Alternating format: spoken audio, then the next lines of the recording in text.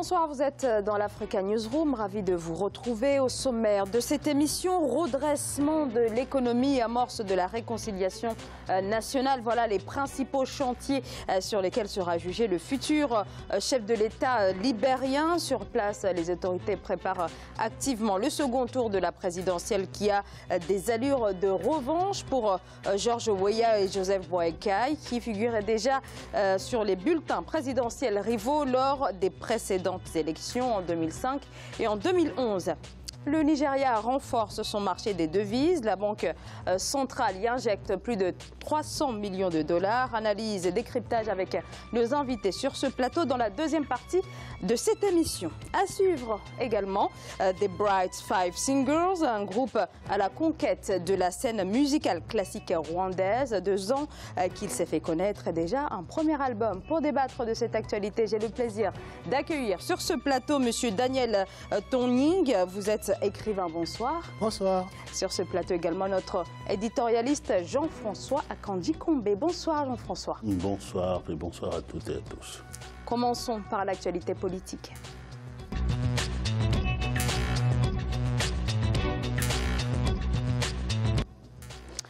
Les Libériens se préparent donc pour le second tour de l'élection présidentielle. Elle aura lieu le 7 novembre et opposera le sénateur et légende du football George Weah au vice-président sortant Joseph Boakai. L'occasion pour nous de nous interroger sur les attentes des Libériens qui tournent la page d'une époque dont la présidente Ellen Johnson Sirleaf aura été l'épilogue en attendant la reconstruction d'un pays dévasté par la guerre. C'est un sujet préparé par Ibrahima Djumaba. Au Libéria, ils sont nombreux à espérer le changement après le second tour de l'élection présidentielle qui se tiendra le mois prochain. Nombreux sont ceux qui ont voté pour leur première fois lors du scrutin du 10 octobre 2017. C'est le cas d'Elwood Dunn, immigré dans le Tennessee aux États-Unis pendant 30 ans. Il a fait le choix du retour dans son pays natal en 2012. Aujourd'hui, il espère que son pays se relèvera de son douloureuse histoire.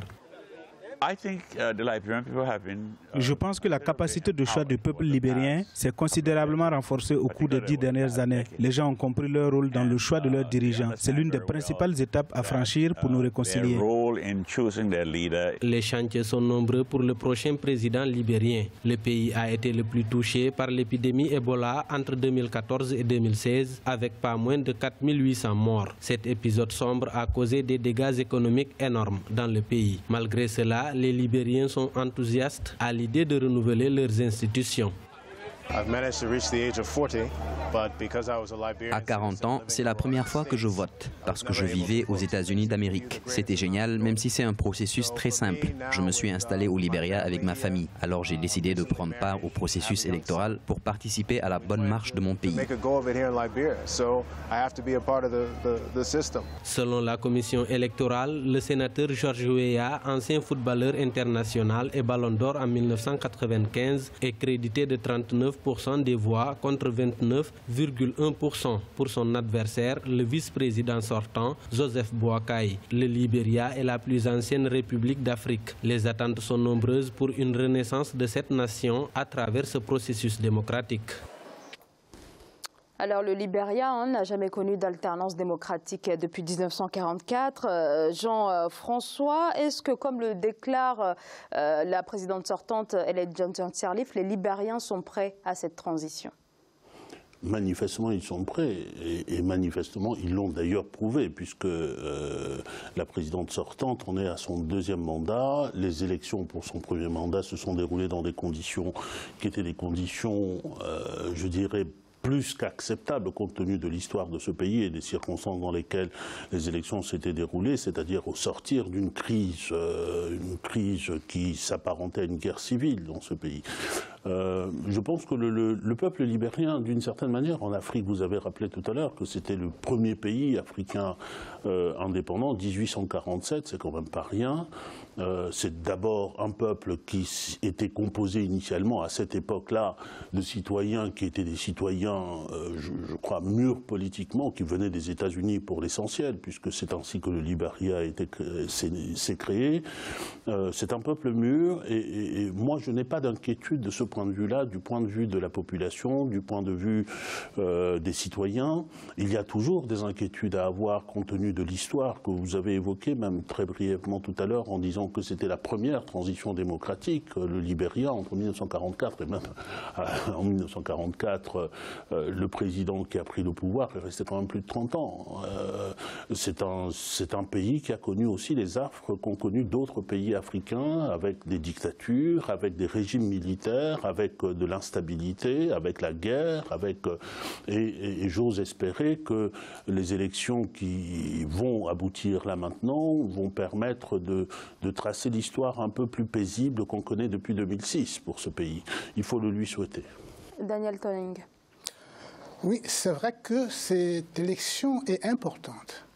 Non pas seulement aux yeux des Libériens, c'est tout le monde anglophone qui regarde ce pays-là, peut-être moins dans le pays francophone, parce qu'il s'agit d'une question démocratique et on est dans la transition, une transition combien importante.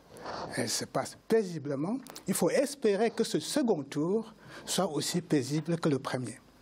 Et là, c'est très important. Pourquoi? Parce que c'est un pays qui a connu une histoire assez tourmentée. Et la dame, j'ai dit la dame, hein, la grande dame qui est chef d'État, à la différence des autres pays, qui a mené son pays, ce pays-là, jusqu'à cette étape, c'est très important. On peut se poser des questions sur son destin politique, mais c'est déjà très, très, très grand. Le destin politique, oui.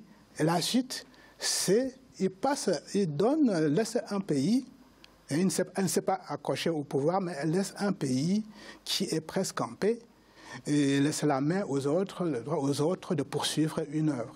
Mais là où ce second tour est important, c'est que les Libériens vont pouvoir choisir quelqu'un qui va trouver un travail à faire. Primo, c'est de conforter la paix, de développer l'économie, de développer la démocratie. Alors on va évoquer tout à l'heure les chantiers prioritaires qui attendent le futur. C'est vrai. Je vais dire tout simplement que c'est du travail à faire, et c'est là pour donner l'importance à ce second tour.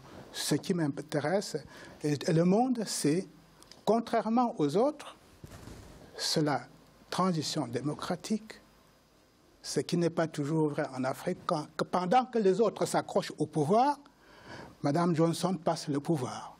Et de manière très, très élégante et importante parce que c'est paisible. Voilà. Et c'est ça, c'est la leçon qu'on peut retenir. Et le monde regarde le Libéria. L'Afrique regarde le Libéria. Et tous ceux qui luttent, se battent et espèrent peuvent regarder avec intérêt cette élection-là.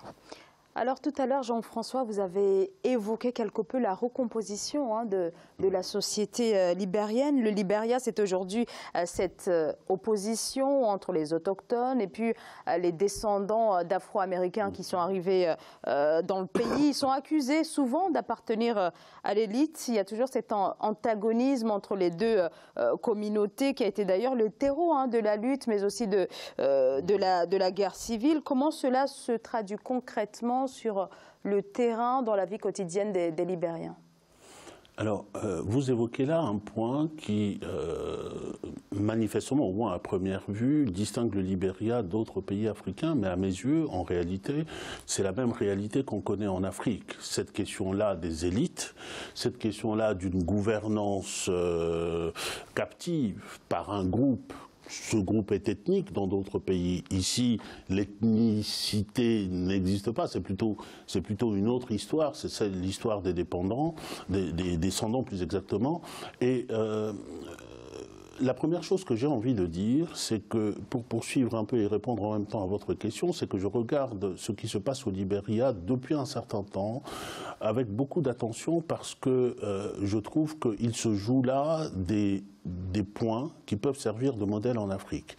La première des choses qu'on peut dire en souriant, c'est que le fait que George Weah, dont nous connaissons la carrière, arrive à cette position-là au deuxième tour, avec toutes les chances d'être président de la République libérienne, est quelque chose qui mérite attention, parce que ça montre quand même que même en Afrique, les élections, ce n'est pas une question d'appartenance à ceci, ce n'est pas une question de compétence, ce n'est pas une question d'être le plus diplômé. Des élections démocratiques, c'est la confiance de la population et on pourrait s'étendre là-dessus, mais en tout cas pour moi, c'est une des premières leçons. La deuxième leçon, on parlait tout à l'heure de cette transition-là, avant d'en arriver à la question des descendants. Madame Sirleaf arrive quand même après une période qui est une période rude, où les Libériens se sont entretués. L'Afrique connaît ça partout. Et l'un des enseignements du Libéria, à mon avis, c'est que le pouvoir, à partir de 2006, il n'y a plus toutes ces personnes qui étaient les puissances armées du Libéria. Samuel Doe n'est pas là, George Taylor n'est pas là dans les environnements du pouvoir. Mais pourquoi? Parce qu'il a été mis en place une juridiction pénale pour le Libéria où se trouve la place des criminels de cette guerre-là. Il y a eu un renouvellement de la classe politique, et ça, c'est important à dire. Et la troisième chose, maintenant, sur la question je pense que le Libéria a aussi sa propre histoire à vivre, et cette élection-là est peut-être un tournant, d'une certaine manière, compte tenu des personnes qui sont au deuxième tour. Certains disent que c'est la revanche des Autochtones, mais avec George Weah, par exemple. Mais ce n'est pas une question de revanche, c'est une question d'histoire, d'une histoire qui se poursuit. Il y a eu une domination sans partage des descendants pendant assez longtemps. Quand on parle de transition démocratique, c'est aussi une transition sociale et sociétale qui est en train de se dérouler. Justement, pour ce qui est de George Weah, beaucoup voient en lui celui qui saura le mieux incarner la rupture. Est-ce que ce sont là ses origines plutôt modestes qui jouent en sa faveur, avec une réputation, une image en tout cas de self-made man, premier fils autochtone à devenir peut-être le futur président du Libéria? Oui, ce que vous venez de dire, c'est vrai, mais on ne peut pas faire l'économie de rappeler cet aspect de la population libérienne. Il est vrai qu'il y a des descendants des esclaves qui sont revenus. Il est vrai qu'ils avaient certainement une certaine connaissance de la gestion moderne des choses, puisqu'ils revenaient des États-Unis. Mais la population autochtone, comme on dit, ils sont encore dans la continuité de la civilisation classique, comme on pourrait dire, de la civilisation africaine, dont ils ont évolué lentement. Mais sauf que la guerre a été le déclenchement d'une situation tout à fait particulière, a révélé au monde quelque chose, la situation qui ne pouvait plus être acceptable. Pourquoi?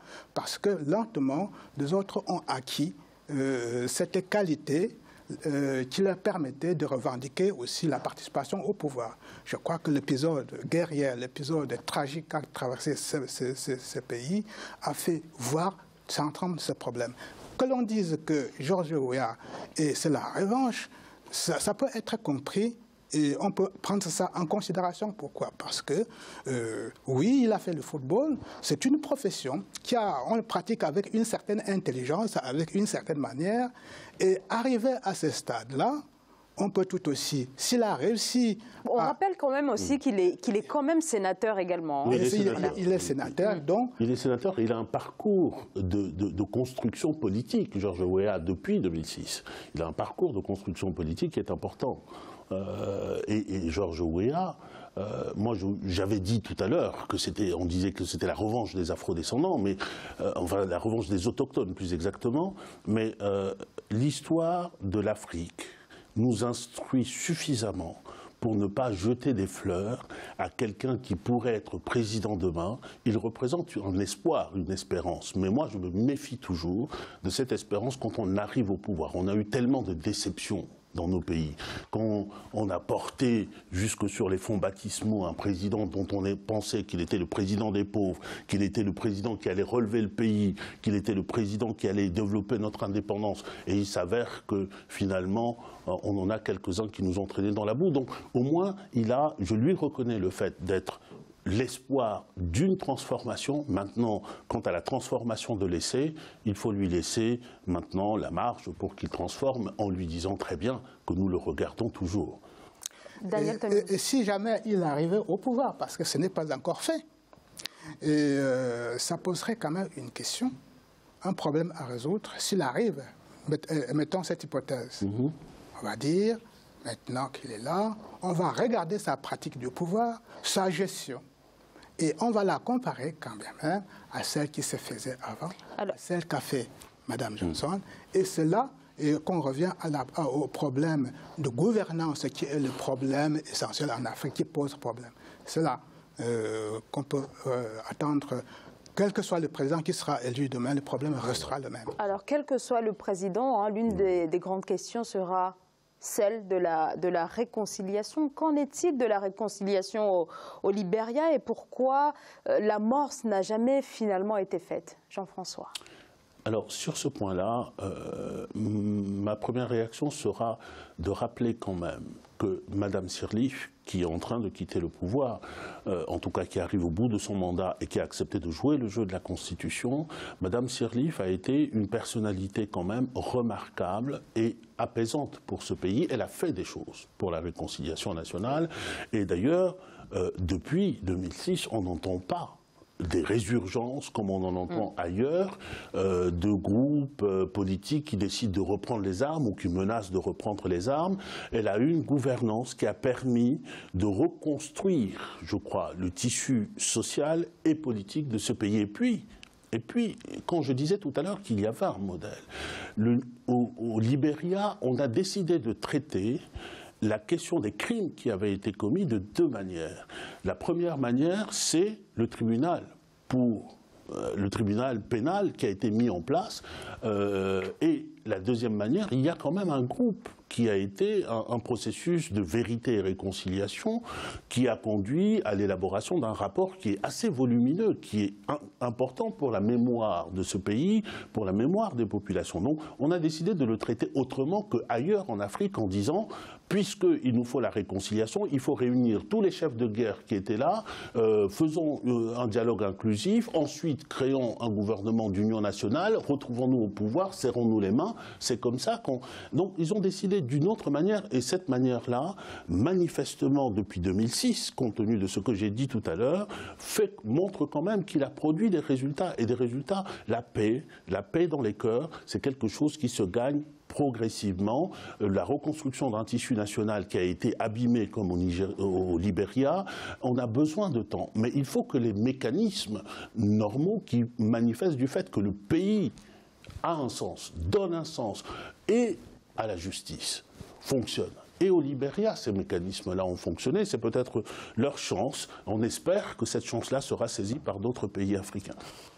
Un mot également peut-être, Daniel Toning, sur l'économie. On sait que le Libéria vit de l'aide internationale ou encore du soutien du FMI. Là aussi, il y a beaucoup de choses à faire pour il y a beaucoup de choses le futur président. À faire, c'est vrai, parce qu'après la paix, qui est toute, nous sommes fragiles, il faudra non seulement conforter la paix, mais reconstruire l'économie, un tissu économique qui permette à cette partie sociale de la paix de survivre et de vivre, parce qu'il ne faut pas seulement survivre, après il faut bien vivre.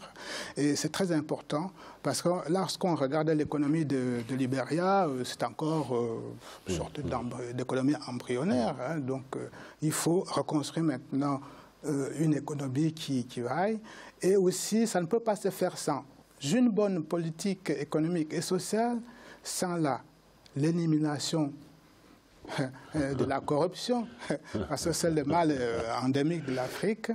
Et tant qu'il y a la paix, et je pense qu'ils vont garder la paix au Libéria, et quand il y a vraiment une sorte d'entente sociale, c'est-à-dire le groupe ethnique, comme si on peut s'exprimer comme si, je pense que le Libéria pourra s'en sortir. Mais il faut laisser le temps à ce pays-là. En quelques secondes. Oui, en quelques secondes. Je partage totalement l'analyse qui vient d'être faite. Je voudrais juste y ajouter un enjeu qui me paraît important. C'est un changement structurel de l'économie du Libéria. Il y a un modèle qui s'était construit, qui était unique en Afrique et qui était fait d'interaction entre les Afro qui sont aux États-Unis, notamment les descendants des esclaves, il y a des liens qui se sont maintenus, notamment d'échanges et qui ont constitué la structure de ce pays. Je pense que l'enjeu aujourd'hui, c'est la construction d'une base locale à l'économie, et donc de favoriser la naissance d'un tissu national, y compris avec les autochtones, d'investisseurs, d'entrepreneurs, la construction d'une vraie économie nationale, tout en conservant naturellement les avantages des échanges qu'ils peuvent avoir avec l'outre-Atlantique. Merci beaucoup. On va marquer une courte pause et on se retrouve dans quelques instants pour la suite de l'Africa Newsroom.